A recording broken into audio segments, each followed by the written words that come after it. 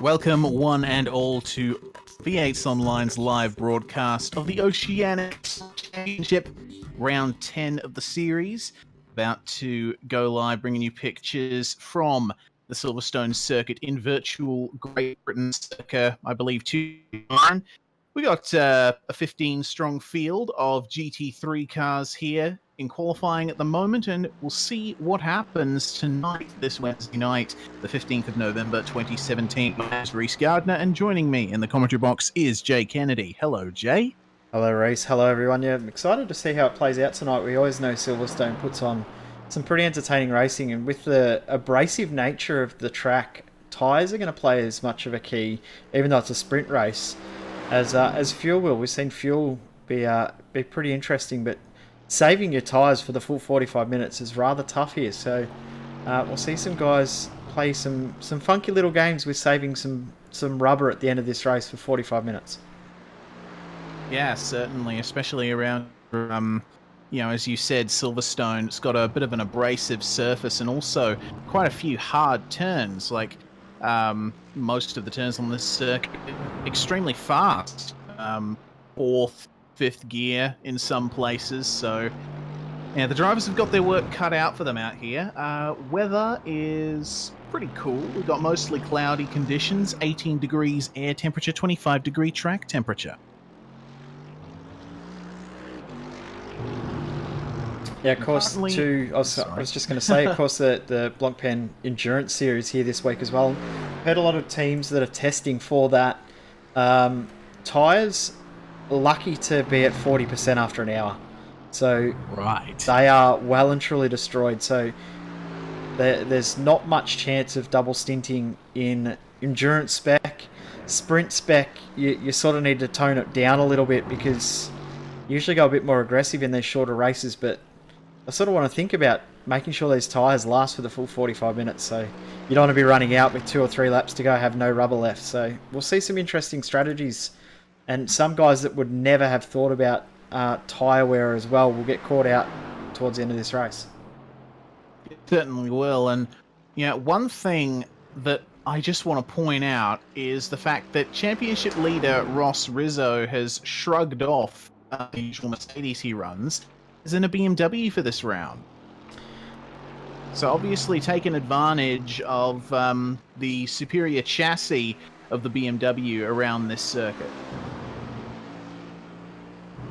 Yeah, we were saying on Saturday night during the Blancpain Endurance Series that the BMW would be a good car to have at Silverstone, and I think Ross may have been paying attention to what we were saying, but it is very unusual to see him drift away from that Mercedes, which we've seen him in so much. I think we saw him in the Ferrari once, and he jumped straight back into this car again. So he's leading the championship by 27 points at the moment, which is going to be very, very tough for Anthony Winkelmann to come back to.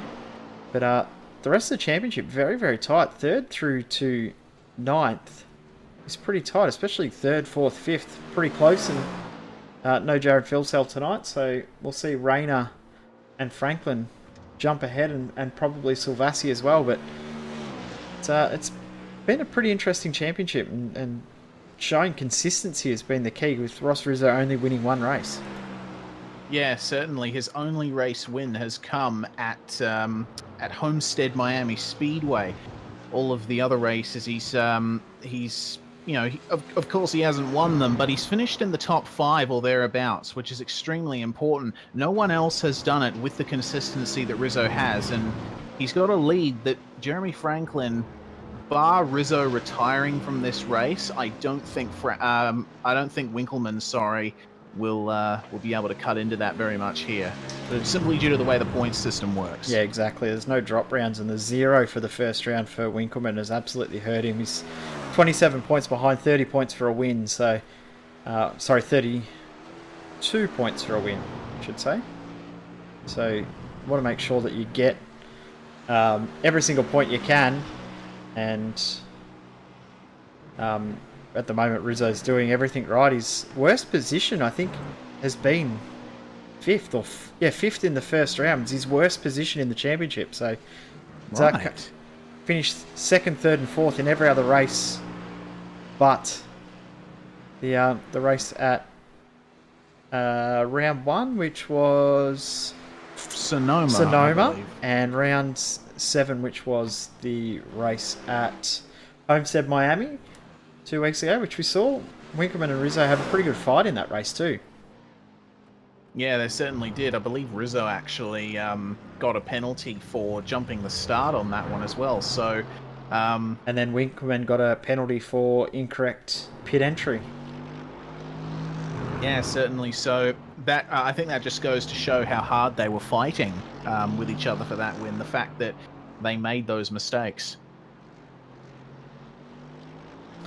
So we've got 4 minutes left in qualifying. The gap has actually closed up over the last little bit too. So Winkelmann is closed up to Rizzo when we were getting ready to come live. It was around about 0.2 of a second separating Rizzo and Winkelmann, and now it's down to 0.06 of a second. So not too much between those two at the moment. Yeah, certainly not. Winkelmann, I believe, currently on a hot lap as he makes his way through the Beckett's S's here at Silverstone.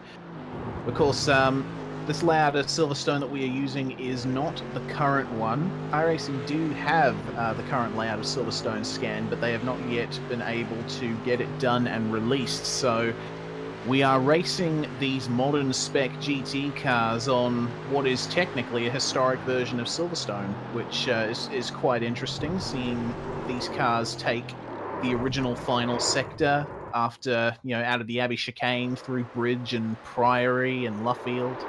It's quite interesting. It's great that we've still got this track in its old form too. So I love seeing new tracks, and I love seeing tracks get redeveloped on iRacing when they're re-released. But it's cool at the same time to have the history that will always be there as well with this version of Silverstone, just like we've got with Oran Park and USA Speedway, tracks that are no longer with us that we've got scanned that will live on forever. Yeah, certainly. That's one of the big advantages of the way iRacing does their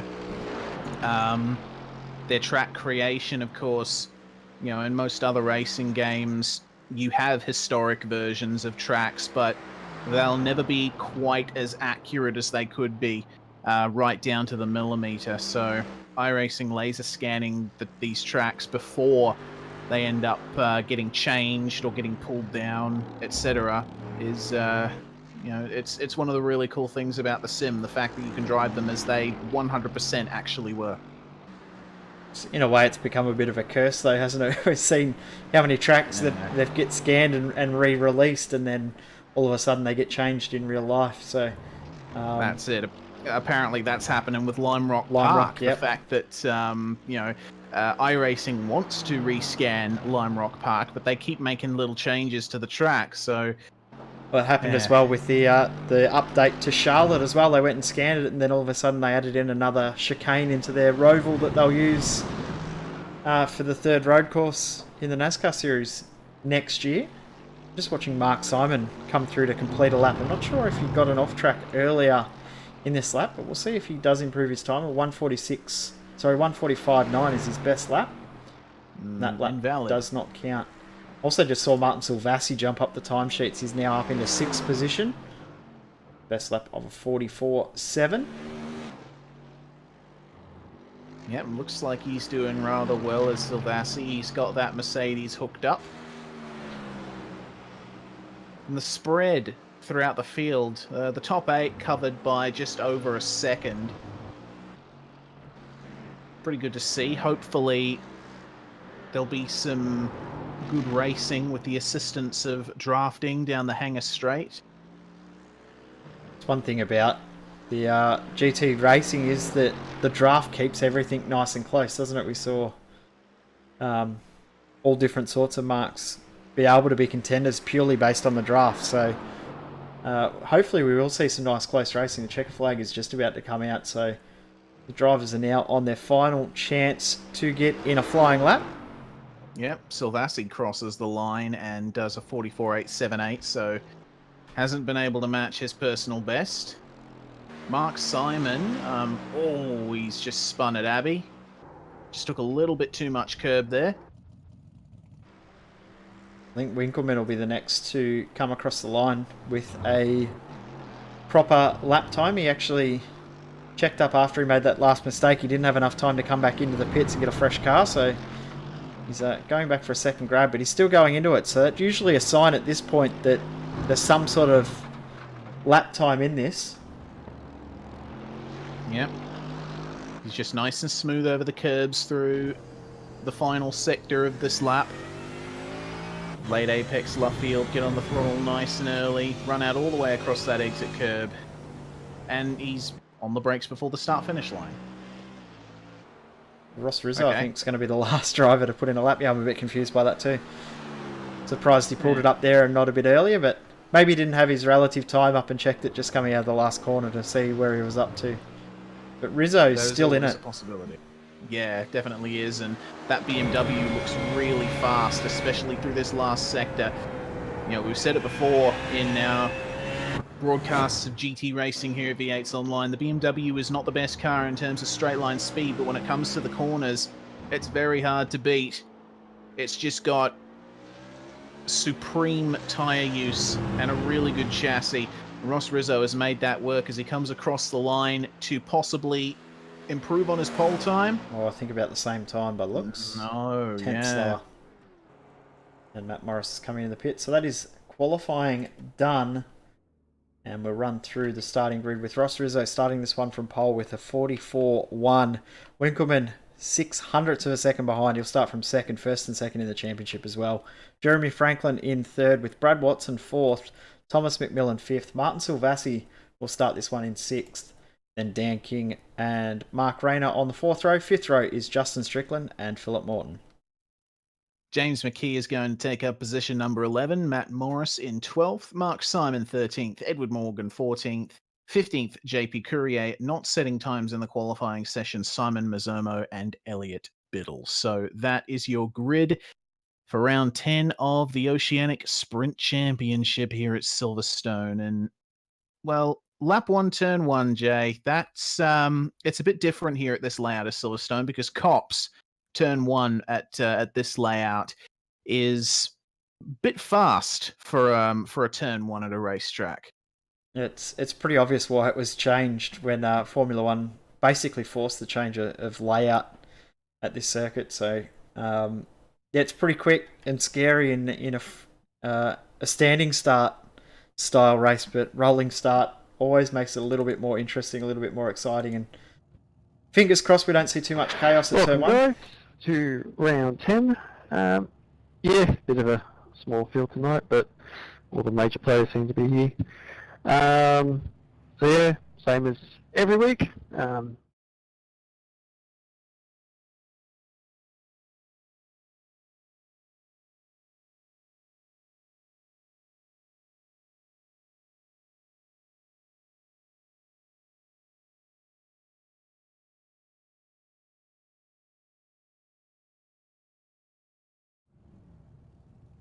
It's very hard to get moves made on lap 1 here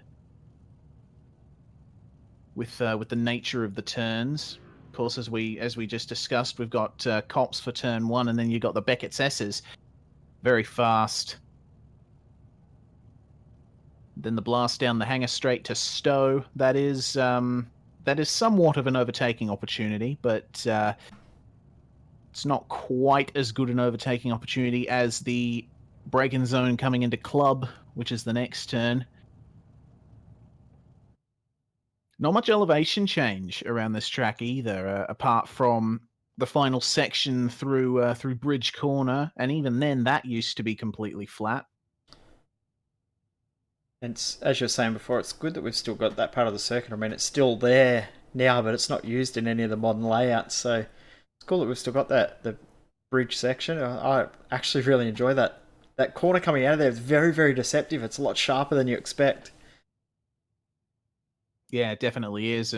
Imagine what it must have been like for Formula One drivers before 1994 with no chicane at Abbey. Abbey was just a flat out kink, and Bridge was an actual like proper braking zone for that corner.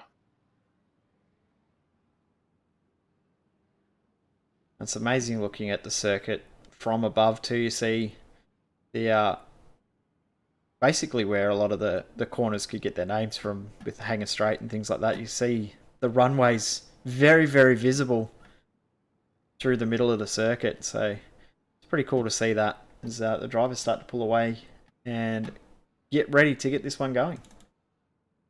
Yes, indeed. So they're just headed out of Cops, and the pace car is now leading them into the Beckett's S's. In a Formula One car, these corners are basically flat on entry, and then you don't start braking until this left-hander right here, the actual Beckett's turn itself. And it's crazy fast depending on what car you're driving, and in any car, they're a very big challenge. It's one of those compromises between mechanical and aero grip that provides a challenge in these GT3 cars with less downforce than most other forms of racing. However, they've got quite a bit of downforce of their own, so it's a bit crazy some of the things that you can make these cars do around here. Good to see a nice mix of cars again tonight too. We've seen a few drivers jump into the BMW, fair few Mercedes, but McLaren and Ferrari. Surprised that we're back to one Ferrari, considering round one I think we saw all but 6 cars in the Ferrari. So yeah, Ferrari's been removed a little bit from the range of cars that teams are going for, and we saw that as well over the weekend in the Blancpain Endurance Series as well, which we'll have again this Saturday night here on V8's Online. A lot of teams have gone for the all-round option in the Mercedes, but surprised at how well the BMWs did last weekend. Yeah, certainly. I think they took everybody by surprise. You know, even the people watching the broadcast with us. It was quite interesting to see those BMWs up there on a circuit that was really just not a BMW circuit in any respect, really. They played a good strategy game. The Ferraris up the front too. They conserved when they could and made sure that they got themselves in there just based on that fuel game. Yeah, which will be interesting to see again.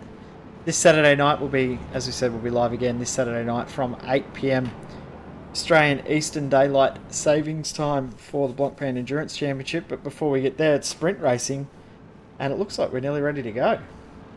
Yep, certainly are. They just come through Priory. Now they're coming into Brooklands turn.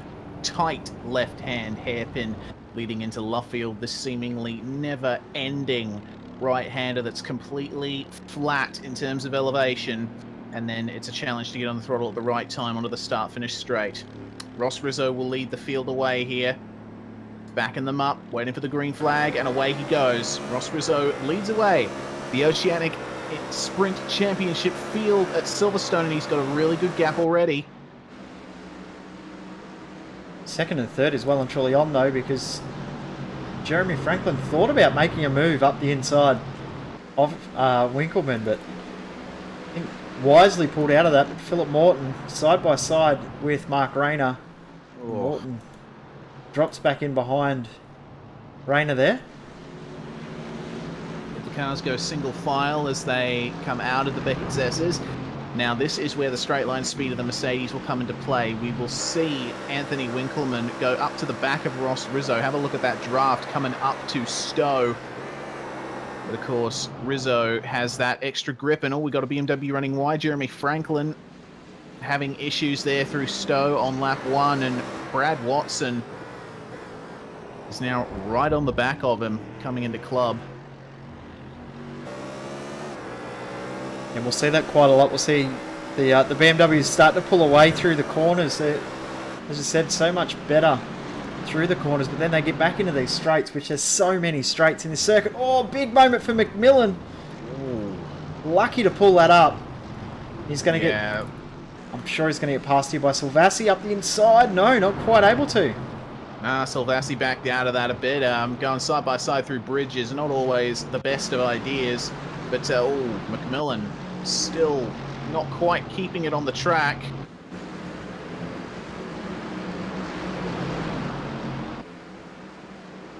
Let's get a quick Cut Price Racing replay. That big wiggle and almost made contact into the back of Watson.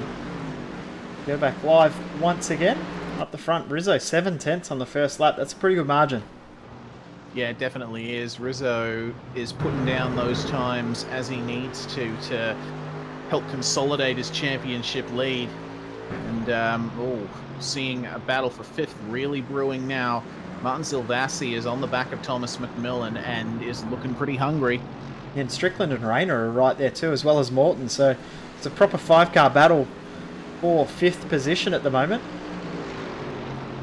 Yeah, and McMillan's exit out of the Beckett's SS was compromised, so Silvassi has got a draft here. He's going to pull out and attempt to move here at Stowe, and it looks like he's going to get through no problem. McMillan slots in behind. Oh, Silvassi really pushing hard on exit, as does Rayner. McMillan moving around in the braking zone. Silvassi covering him. This battle's not over.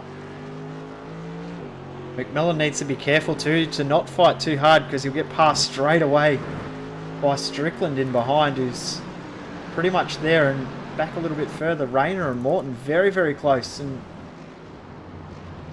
defending is Rayner. Yes, indeed. Oh, another mistake for McMillan. Just coming through to bridge, but he's managed to recover it nicely and stay in touch with Silvassi. Oh, goodness me, that front end washout. McMillan seems to be struggling a bit with that front end. He doesn't look comfortable at all, does he? He's just not able to get the car to turn or to do what he wants it to do through the corners, is it? It's just not looking right at all. Yeah, similar to my experiences in the Mercedes, just quietly. I understand your pain, Thomas, but this fight is still continuing. Oh, McMillan soaring away at the wheel through cops. Looked like he even had a bit of turn-in oversteer there.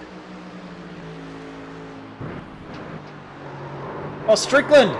Oh no! Away he goes. That's the wrong way out. Don't go that way. Yeah, that's the international circuit. You don't want to go there.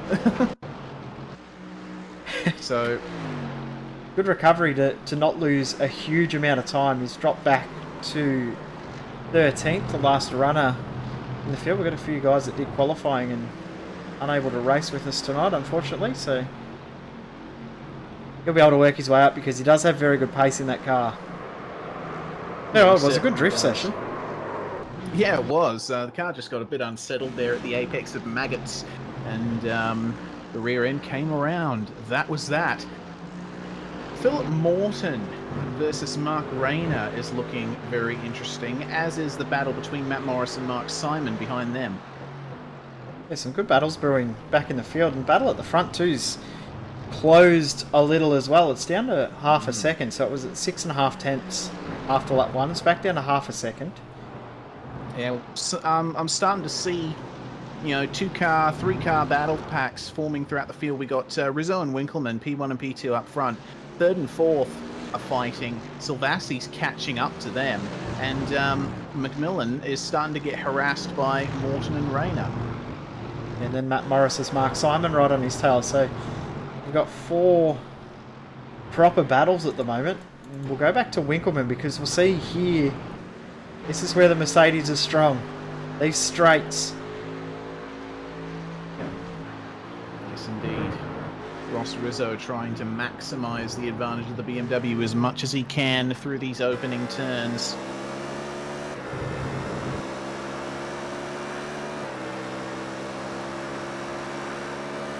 And like already Winkleman's going faster down this straight. Before the bridge, Winkleman was going faster than Rizzo, so that's how quick the Mercedes is catching up. Sorry, Reese.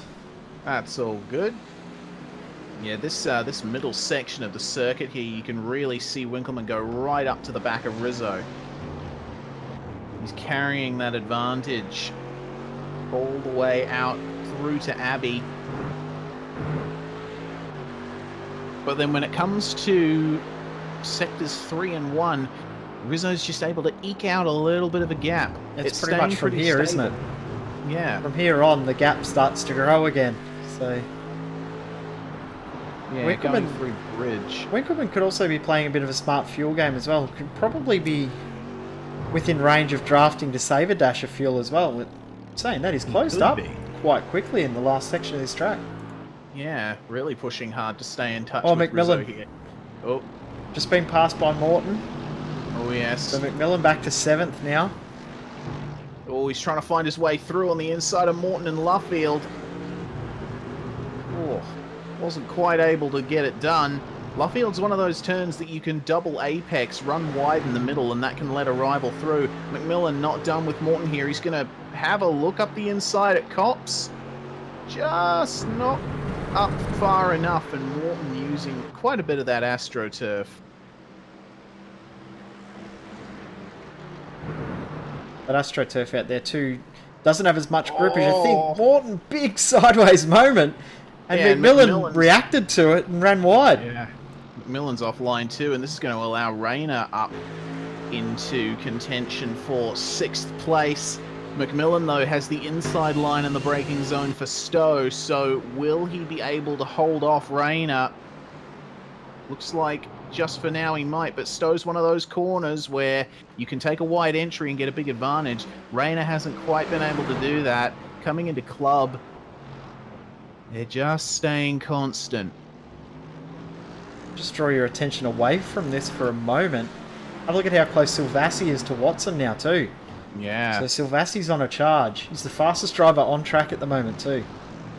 Yeah, wanting to catch up to his teammate in Anthony Winkleman. Tell you what, if Trick Sim Sports can get 2 cars on the podium here, that'd be a really good result for them. We'll have a look at Silvassi with that drive out of Priory. Car looks a lot more hooked up. Does Silvassi's as opposed to Watson's. Watson's looks a little bit more raggedy, doesn't it? Yeah, it definitely does, and I can almost see that in terms of Winkleman versus Rizzo up ahead. Watching Rizzo through the final sector, his car looks much flatter in the corners, much more controlled, whereas the Mercedes, you can see every little bump in the road reverberating through the chassis. On screen is Thomas McMillan, Mark Rayner. They battle for another lap. Morton's checked out on these two now, though. Yeah, Morton enjoying that clear air and the advantage that has been given by McMillan and Rayner battling behind him. They're not side by side down the hangar straight this time round, but have a look at how much Rayner closes up on McMillan here.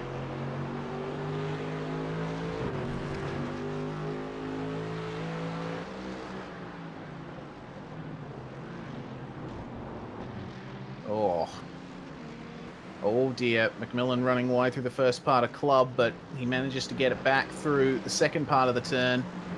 Running all the way out onto the tarmac, runoff. But you can tell Mark Rayner is trying to line up a pass here at some point. He's trying to work out where he can do it and where it's easiest to do it, isn't he? He's just sussing out all the spots that McMillan's weakest. You can almost sense that it's going to happen very soon. It's just a matter of where. And Rayner's just not quite able to work out where the best spot is. And Uh-oh. whoa, a little bit wide. Yep.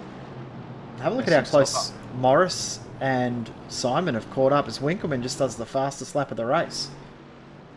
Yeah, Anthony Winkleman with a 1 minute 44.577. Philip Morton just did a 45.5, McMillan a 46.2. So Mark Rayner's fastest lap in the race so far was that one just by, a 46.5. Seeing JP Courier in the lane, so not sure what's happened with him. Maybe just doing the reverse strategy. You never know. The way that some of these guys run the strategy game in these races, sometimes hard to predict what's going to happen or what they're doing or where they're pitting or why they're pitting. Yeah, that's exactly right. And he's away again, so he's done his splash and dash of fuel early. Going to get out there with no one around him, just punch in laps. Yes, indeed. And I guess you could almost call this a train from 7th back. A 4-car train. They're a bit strung out. can definitely tell that, like, they're trying to make inroads on each other here. Matt Morris sticking it out in that McLaren. Oh, big moment for McMillan side by side. Oh dear. That doesn't usually work. Oh, big move up the inside. Big dive bomb. Not quite able to do it. Okay. Still side by side. Yep, McMillan is... Oh, dear. No. Don't run off. This is going to be bad. Oh, and he's They're still right on the there. back of him Nearly now. 3 wide. Goodness me, Matt Morris could really profit from this. Here he comes. Here we go, McMillan covers him. Oh, but just allows him through on the inside of Woodcote. I don't think he had a choice in that. Yeah. Just tapped wheels as well. Nearly. Morris struggling on the inside. McMillan's just able to use that Mercedes to get the keep the position on the outside. Is Matt Morris going to allow him here into Maggots? McMillan bouncing off the grass, defending a little too hard. Oh dear. Gee, that was close. Almost getting into Morris, but Mark Simon's going to get around him as well, so McMillan drops 3 spots, but he's 3 still spots in the space of 5 corners. Oh, he's still going to in the try and fight. come back here on Mark Simon. Yeah. Well, but Simon just closes that door well and truly. Get a quick replay from on board with McMillan.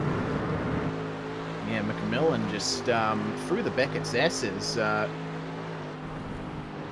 Defending from Morris, he was just stuck on the grass there and went airborne actually for a fraction of a second. I'm surprised that a crash didn't ensue.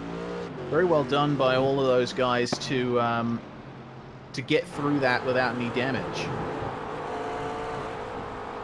But McMillan is right on the back of Mark Simon. He's going to actually pass him here. He's going to get back by, coming into Brooklands.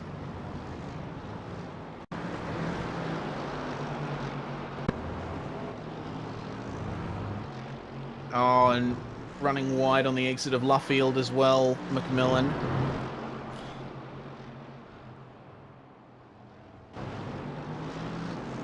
While this is going on, we'll just go to another battle as well, because Watson and Silvassi were just side by side just a moment ago.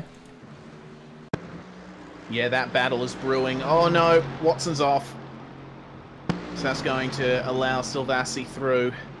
Bit of an anticlimactic end to that battle.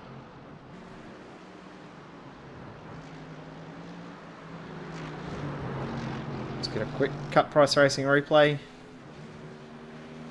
Just running a bit wide. Yeah, understeer through Chapel. So now Martin Silvassi is into 4th, and he can attempt to start chasing down Jeremy Franklin. So Tough job though. 3.5. Sorry, yeah. 3.5 seconds up the road is going to be tough for him. Yeah, certainly. I think hopefully for him, pit stops may play a part in that. But currently, Proforce Racing has got 2 BMWs on the podium right now. Meanwhile, Matt Morris, Thomas McMillan and Mark Simon starting to form a train here. Yeah, it's not over, is it? Yeah, Matt Morris and that McLaren struggling through these slower turns. It's just a characteristic of the car. The McLaren is good for straight line speed and not much else. Which is why we saw it do so well at Monza. But yeah, this track's probably the worst style of circuit for the McLaren, but Morris is doing a good job maintaining the pace in it. His lap times are pretty consistent. Yeah, that's the thing. Like, Silverstone is one of those circuits that, yeah, in a lot of places it's very bad for the McLaren, but it's sort of equaled out by those long straights, and you can see Morris struggling with the behavior of his car through the Beckett's S's here, and you can see McMillan is right back on him again. But coming down the hanger straight, Morris is going to possibly eke out the gap. If McMillan can stay in that draft, he might be able to get him here.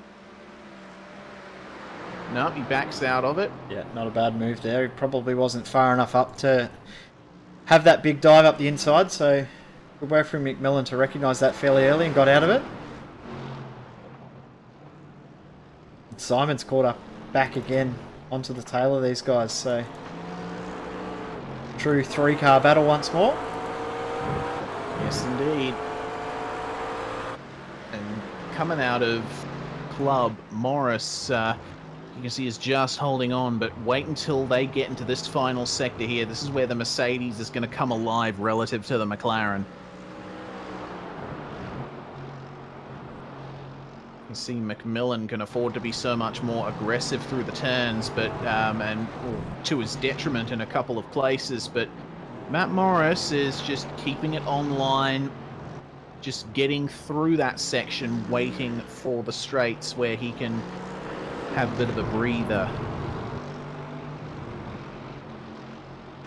Now at the front, the gap's now out to a second. So Rizzo's been able to pull that magic 1 second margin, which is about the draft range at most circuits. So Winkelmann will be getting a bit of draft, but it won't be anywhere near as strong as it was 3 or 4 laps ago. So he's going to have to try and get back up there with outright speed now, and I don't know if the Mercedes has got it at the moment. Yeah, I don't think so at this stage of the race, especially with the amount that Winkelmann was pushing in those early laps of the race. He may have killed the tyres a bit. The battle, though, between Matt Morris and Thomas McMillan is still not over. I saw McMillan fake a move to the inside coming into Stowe. He's almost right on the bumper of McMillan through the club chicane. He's closed up, hasn't he? Simon. Yeah, Mark Simon's sort of dropped off from these guys a little bit. Yeah, Simon doesn't look like he's got the pace that these two have got. Now that they've sort of settled into a bit of a rhythm, they're not fighting as aggressively as they were before. They're sort of nose to tail. Oh! Whoa! Right on cue. Make me look like a fool there. Thanks, Thomas. If there was a little bit more of a straight there before bridge, McMillan might have had a chance against Morris, but he just didn't have long enough to take advantage of the Mercedes' superior torque. On a side note, I was just saying about Winkelmann needs to use outright pace to catch up to Ross Rizzo. He's just done the fastest lap of the race, so yeah, he's doing everything he can to try and catch up, but McMillan having another look. No, not quite able to do it. Yeah, and because Whoa! Dear, no. That AstroTurf is one of the reasons why Cops claims so many so many races here on iRacing. Just so little grip compared to the brighter green AstroTurf. If you run over it like McMillan just did, away you go. Fortunately, he was able to recover it. It looks so inviting too, doesn't it? It just looks like another bit of concrete, blends into the concrete out there. So you sort of think, yeah, I'm alright, I'll go and I'll take that. And then all of a sudden, you're almost facing the wrong direction. You can see McMillan is he's pushing really hard, and it's not working well for him. I think if he just backs off a tiny bit, he'll be able to catch up to Morris and not put his own race at risk.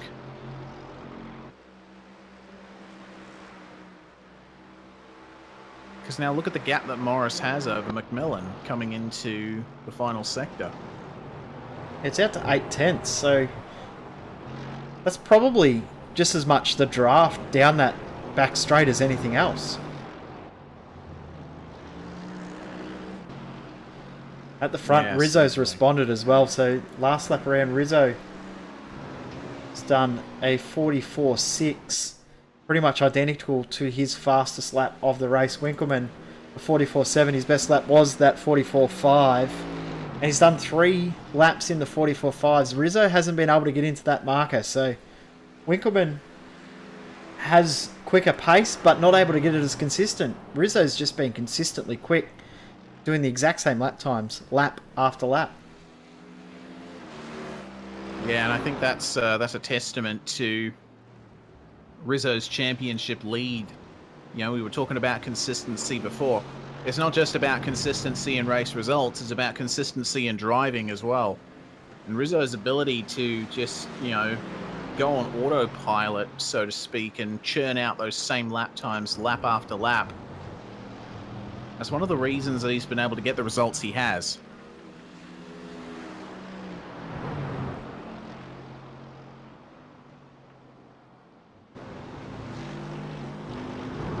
Spoiler alert for anyone out there, I'm just a little bit excited. Spoiler alert. We just scored our second goal in a World Cup qualifier. I'm a bit excited. Yay. Means that we are almost guaranteed to go into the World Cup. So, go Australia, unlucky Italy. But we'll go back to the race. It's down to 8/10 of a second. So back into the draft range once again is Winkleman now. He's well and truly in there now.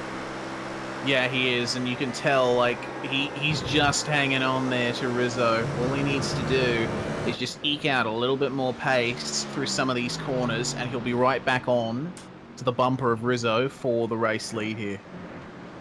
Now, I'm not 100% sure, but thinking back, the BMW takes more fuel than the Mercedes, does it not? I was always under the impression that the BMW had a smaller fuel tank. But also a smaller flow? Perhaps. Probably completely wrong. Anyway. I just noticed Mark Simon has retired from the race, Jay. He had an incident much like Thomas McMillan did at Cops, but unfortunately Mark wasn't able to recover. Into the wall, front end of the car destroyed. Unfortunate for Mark. We're just getting a quick Cup Price Racing replay of that now. He was doing a great job in that battle, and as soon as he just lost that draft, I think he might have been trying to push too hard to catch back up to those guys. And that AstroTurf is going to catch a lot of people out. It's very, very deceptive, and won't be the last time we see that, I don't think, in this race, and especially over the weekend as well. Battle for the lead is on, though. It certainly is. Anthony Winkleman's just managed to catch right up to the back of Ross Rizzo on this lap and even stay with him here through the last sector, which is pretty significant. Anthony Winkleman, a 44.610 on that lap, so he's matching Rizzo's times at the very least. Gap at the line is down to 0.5 of a second. Yeah, 2.5 tenths that last lap, and also Jeremy Franklin to Martin Silvassi. Last time we looked, it was 3.5 seconds. It is now 1.9, so he's closing in. Yes, he is. So we might just see two battles for the top 4 places very soon. Of course, we've still got those pit stops to come. Going back to Matt Morris and Thomas McMillan, have a look at these guys. They are still nose to tail again. Yeah, and I'm looking at the back. I'm looking at Matt Morris's car from McMillan's point of view, and you can tell that Morris is having a very difficult time through these long turns. Oh dear! Don't throw it up there yet. Yeah, not quite yet. Oh dear, Morris running across the grass. Go back really to the front. Struggling. Sorry, we'll go back to the front because it is now down to 0.4 of a second. And closing. Winkleman was within dive bomb range now. I can't see that happening, but he's well and truly there. Yeah, he is. Let's see if Rizzo can pull out the stops in this final sector of the circuit and try and maintain a bit of a gap. You can see Rizzo's using a lot more road than Winkleman, which I think might be hurting him slightly. What it'll be doing, it'll be using the tyre a lot more aggressively. So as we come up towards the end of the race, there'll be less rubber left on those tyres and you'll be starting to struggle a lot. So it could hurt come to the end of the race. I mean, that lap there is pulled back about 1/10 of a second, but short-term gain for long-term pain, maybe. Yes, Matt Morris and McMillan. Well, this is on, isn't it? Draw your attention to that. They touch. Just a bit of bumper-to-bumper contact. Bit of a love tap. Yeah, but once again, McMillan is getting on the throttle just a little bit too early out of Luffield, and he's not quite getting that efficient exit that Morris is getting. You can see he's moving around in Morris's mirrors. He'd almost be smarter just to tuck in behind and save fuel, wouldn't he? Yeah, probably. But obviously, he believes himself to be faster than Morris at this point in the race. It definitely showed in the qualifying results. McMillan qualified 5th, remember, Morris qualified 12th. So McMillan's definitely faster over one lap, but it seems that Morris is just able to be a bit more consistent. McMillan in the draft now of Morris. Is he going to try and send it up the inside at Stowe? No. He backs out once again. Yeah, cancelled the delivery there, didn't quite send it. Morris is doing a very, very good job of holding on. The nature and the behaviour of that car looks very, very uncomfortable to drive, but he's doing a great job maintaining speed, isn't he? He certainly is. I'm quite impressed with Morris, you know, as I said before, sticking it out in that McLaren, because this is really not a good track for it. The fact that he's able to do the things that he's doing there, definitely a skilled driver, and to Proforce Racing, a really good asset. And he's matured as well over the last, say, 6 months or so as well. He was always known to be a very, very aggressive racer. Oh, contact again! Oh, Morris just, he struggles in that McLaren through these last couple of turns. Oh. McMillan. Oh, man. This is an excellent battle. And we're pretty much at the 2/3 race distance. 16 minutes to go. Around about 10 laps of racing left. So still plenty of time. Pit stop. Dear. Oh, big crossed-up moment for Morris. Little and McMillan's got to run here. Is McMillan going to try and send it up the inside at Maggots? Oh, don't do it. No. Certainly not the place that you want to try and go side by side with another car. I mean... Oh, dear, McMillan! Whoa! Round he goes. And that's fence. And that's race done. What a shame. You know... Oh, he just caught it on the grass coming out of Chapel, and that sent him the other way. Real shame for McMillan. That was a really good battle he was having right there. Yeah, it was a very disappointing way for that battle to end. Just getting another look at it, but yeah. Well, just that rear left wheel just clipped the grass, and it was a real, literal just, wasn't it? There was nothing in it. Yeah. I think a millimetre more to the right, he would have been able to keep going. Commiserations to Thomas McMillan. Have a look at the battle for the lead, though. It is on. Yeah, it is. So, the question remains, when are these guys going to pit? We've seen throughout the series, too, everyone is pitting pretty much at the last possible moment. While the pit window's a very big window, everyone seems to just be taking that last possible opportunity to pit, so...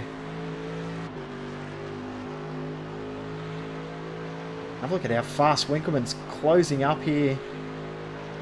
Yeah, that's crazy straight line speed. And not fuel saving either. I thought he might have got out of the throttle a little bit early to save fuel, but I'm guessing he's trying to close up as much as he can while he can. He knows maybe even pressure Rizzo into a mistake. Winkleman's got the gap behind him. You know, he's got nothing to lose behind. There's so much room behind him that he can afford to even make a mistake and not have it hurt him too much in the context of the race, but obviously want to put as much pressure as possible on. And he's doing that too. He's doing a very, very good job of filling Rizzo's mirrors. They're running completely different lines throughout most of the track. Yeah, and once again, that speaks to the performance differences between the GT3 cars, the BMW versus the Mercedes. Of course, as we've been mentioning, the Mercedes is a bit of an all-rounder car. The BMW is very, very purposed towards those fast and slow turns.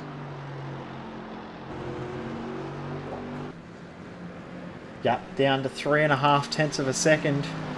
Between 3.5 and 4 tenths of a second, so nothing in it at all now. Yeah. We're seeing Brad Watson into the pits. So he'll be the first of the scheduled pit stops.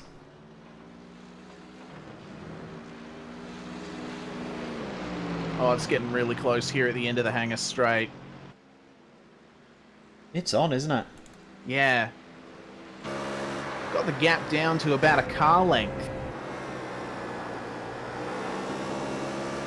Oh, but Winkleman's just getting on the throttle a bit too early out of Stowe. He's losing that ground. He almost had to take 2 bites of it there. He's just not looking as composed at the moment as he was, say, 5 minutes ago, 3 or 4 laps ago. So, needs to get back into rhythm again. Probably will come in this lap or the next. Only about 8 laps to go in this race. You'll see McMillan in the pits. Strickland has been in, as well as Watson, so they've all made their stops, as well as JP Korea as well.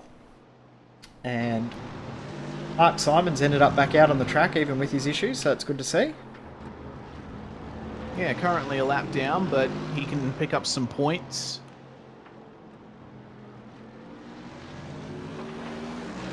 Looks like that gap has extended back out again, Jay. Yeah, it's back out to 6 tenths again. Yeah, Winkleman has elected not to pit on this lap. And McMillan looks like he's out of the race. Ah. Unfortunate end for McMillan. Nope. No, he's back out again. Just as I take the camera away from him, he's back out on track. So we'll just see him get back going again. Flick to him, and the first thing I see is him getting off the jacks and pulling out of his pit box. Philip Morton into the pits. So most of our field is starting to come in now. Mark Rayner in. Probably Matt Morris as well. No, he's going to continue on. So it's got 5 cars still left to make their fuel stop. It's not a compulsory pit stop as such. It's just mathematically impossible to make it. Yeah, that's it. Morton is away. I suppose if you just did the entire race in 6th gear, you could make it. You probably wouldn't win, though. No, you probably wouldn't have too much fun doing that either, I don't think. Nah, not unless you, I don't know, had some music playing in the background, swiping on Tinder while you're on the straights. I don't even know what Tinder is, mate. So. Oh my god. Oh, I do know what it is, but you know. Okay. You know what I mean. Yes. Anyway, Yes. I love how sidetracked we get when we're broadcasting. So it's good fun. Yeah. Remember to come. Too. Remember to come and join us for Saturday night drinks here on V8s Online. If you're having a bit of a quiet night on Saturday night, come and join us as Winkleman dives into the pits at the last second. Yep. So here we go. Undercut. Hard on the brakes. Spoiler alert. Australia scored again, 3-0. Yeah! We're in. We're safe. Jeremy Franklin in. Silvassi in. So only 2 drivers left to pit. We'll see where Ross Rizzo comes out in relation to... Oh, sorry, when Rizzo comes in, and then we'll see what happens with Winkleman. But I'm going to be 99% sure that Rizzo will be in this lap. Yeah.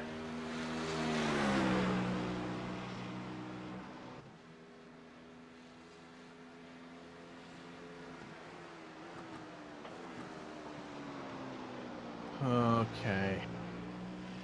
So Silvassi's out, Franklin's out. Yeah, Matt They Morris both is in as managed- well, so Rizzo's the only car left to pit. Alright, well, all eyes on Rizzo. We'll see whether or not he'll be able to keep that lead from Mr. Winkleman. The gap at the moment is 26 seconds. Pit lane cycle time around about 30 seconds, so you lose about 25 odd seconds in the pits.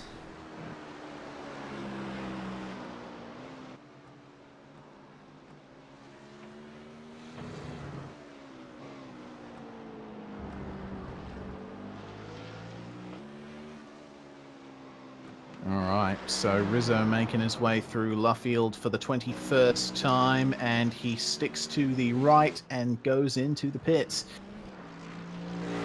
And he's going to absolutely want to nail this one.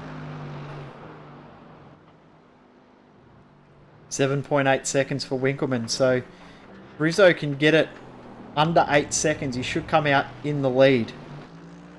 Still yet to hit his pit box. Stops. Good stop on the mark for him too. Yeah, very nice.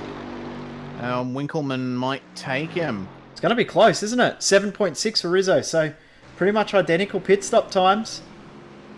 Oh, Rizzo hard on the throttle. This is well and truly on here coming into the Beckett's S's. The gap is about the same as what it was, if not a little less. 0.3 of a second. So pretty much the same gap it was, which is awesome to see. Oh, Winkleman! A little bit of a mistake there. Uncharacteristic too. Yeah, you don't usually have a loss of rear traction coming out of that turn, so the tyres must really be bad on Winkleman's car right now.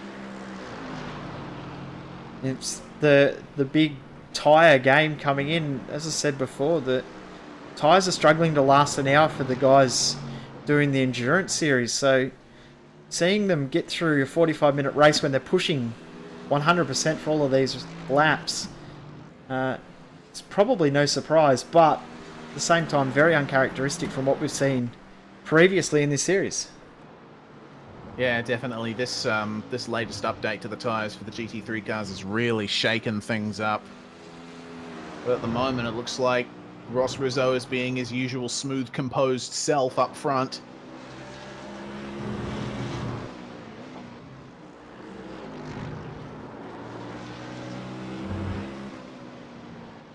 And this is the closest battle on track at the moment too. Everyone else is spread. Interesting, JP Courier, after doing his pit stop, completely reverse strategy to everyone else. He's managed to jump 3 spots, so it has worked in his favour. He's a fair way behind Matt Morris and a long way ahead of Thomas McMillan, so it's worked in his favour. He's got clear track. He's just been lapping around all by himself, and been very consistent in his lap times as well. Yeah, good stuff from JP. Along with Matt Morris, the only Pro Force car that is not a BMW right now, so doing very well in that Mercedes. And the gap up the front has stretched out even more.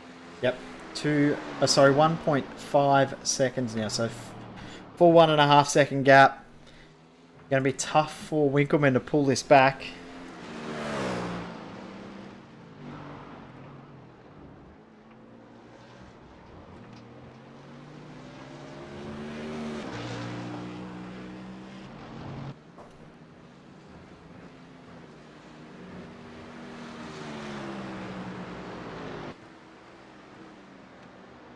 And true to form, the predictometers decided to have a heart attack with 5 minutes left on the clock.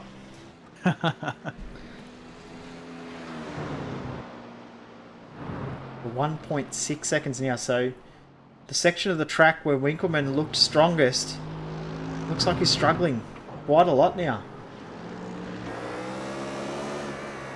Yeah, I'm just going to focus on his car a little bit and try and ascertain what's happening to him.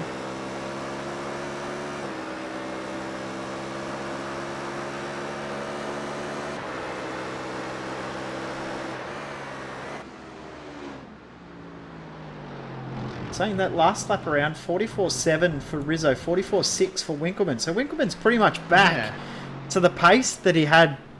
It's only 0.2 or 1.5 tenths off his fastest lap of the race, the fastest lap of the race. Yeah, that's pretty weird. I think the tyres might have just come back to Winkleman a little bit. That tends to happen too, doesn't it? The tyres go away and then come back almost like they phase in, phase out, phase back again. You look after them for a lap or two and then all of a sudden they're back to you again. So no doubt he pushed a very, very hard on that out lap. Saying that, now it's back out to 2 seconds again. So Rizzo's doing enough at the moment. We've got 3.5 minutes left in this race.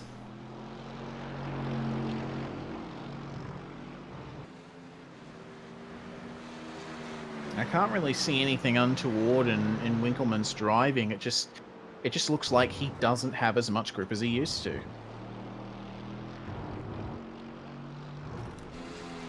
Oh.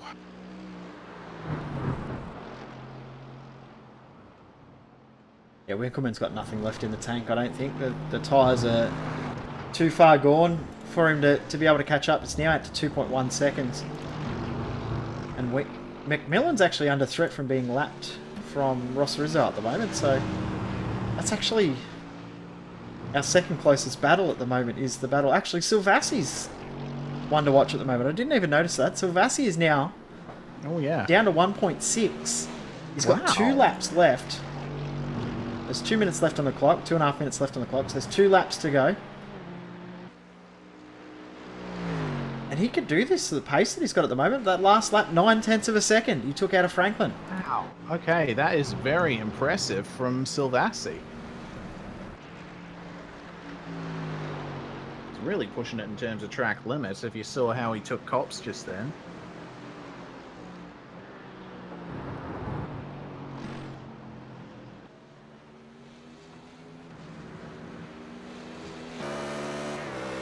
Very impressive lap time from Silvassi at this stage of the race.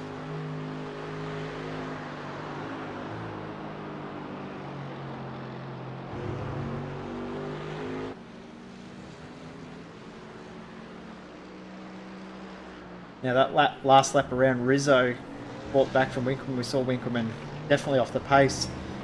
44.6 versus the 45.1. So Winkleman lost half a second that last lap, but Silvassi starting to close again.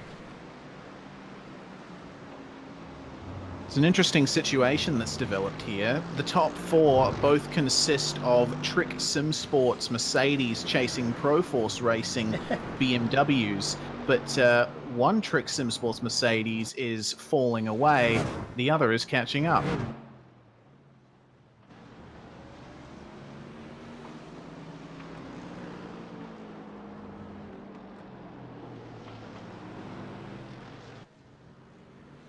So this will be the last lap, 44 seconds left on the clock.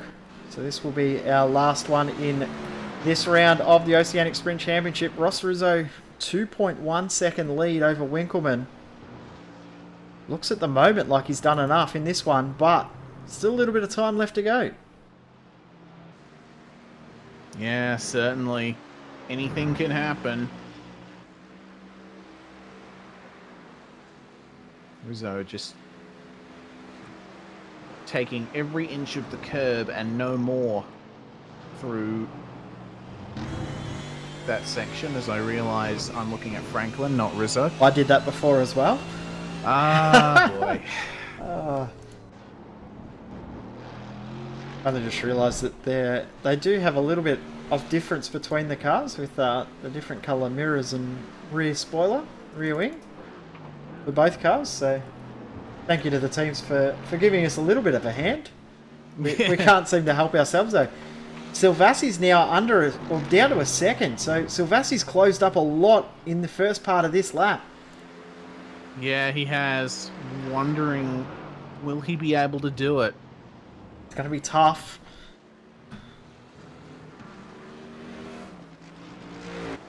Well, up front, Ross Rizzo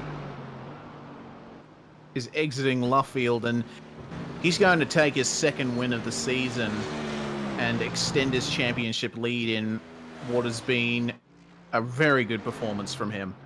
Yeah, he's just been so consistent in this series. Good fight from Silvassi to work his way back up and apply a bit of pressure to Jeremy Franklin. I think another 3 or 4 laps, and that would have been very, very interesting with Franklin and Silvassi. So well done to Jeremy Franklin on the podium. And Martin Silvassi jumped 2 spots. Biggest mover in the field. JP Courier as well. So well done to him. That reverse strategy that he played, he's started in 15th position. He's going to finish in 10th. and Philip Morton as well. +4 spots, started 10th up to 6th, so well done to him. Yeah, very good stuff from a lot of drivers in that field tonight. Well, that was an interesting race. We had some very nice battles throughout those 27 laps of racing that the leaders did. I'm quite happy with that. Yeah, I think it was a very, very entertaining race, so well done to everyone in the field for putting on a good show. It was a small field, but a very, very entertaining race once again. Yes, indeed. Well, I think before we go, we will just run through the race results one more time. Ross Rizzo, your race winner, with Anthony Winkleman in second place. Jeremy Franklin completing the podium, a double podium for Proforce Racing here. Very good job, guys. Martin Silvassi completes Trick Sim Sports double top 5 with 4th place, and Brad Watson takes home 5th. Philip Morton in 6th, 7th, Mark Rayner. Justin Strickland in 8th position, Matt Morris in 9th, and JP Courier finds himself in the top 10. Then 11th, Thomas McMillan, unlucky. That was a great battle that he and Matt Morris were having. Unfortunate end to that one. Finishes in 11th, then Edward Morton and Mark Simon. Finished the race 1 lap down with Alec Biddle, Dan King, James McKean, Simon Mazzomo, unfortunately not able to take the grid. What a night it's been, though. It's been very, very entertaining, and the entertainment will continue here over the weekend on V8 Online Saturday night. Saturday night drinks with us. Myself and Reese will be here. Blancpain Endurance Series will be back at Silverstone for 3 hours of GT racing once again as teams fight their way to get pro licenses once again. It should be another fun night of racing as it was last week. And then we've got the Oceanic Endurance Championship at Spa on Sunday. Reese, I know you're looking forward to that. You'll be having a run out there once again. Yep, certainly will. And, you know, Spa, one of the greatest circuits in the world, and OEC, one of the best championships in the AusNZ community. I absolutely can't wait. Yeah, I can't wait either. So thank you very much for tuning in. Remember to like us on Facebook and head over to our website as well, v8online.com. Subscribe to our mailing list, and we thank you for watching the Oceanic Sprint Championship. Your winner tonight at Silverstone was Ross Rizzo. Thanks for watching. We'll see you next time.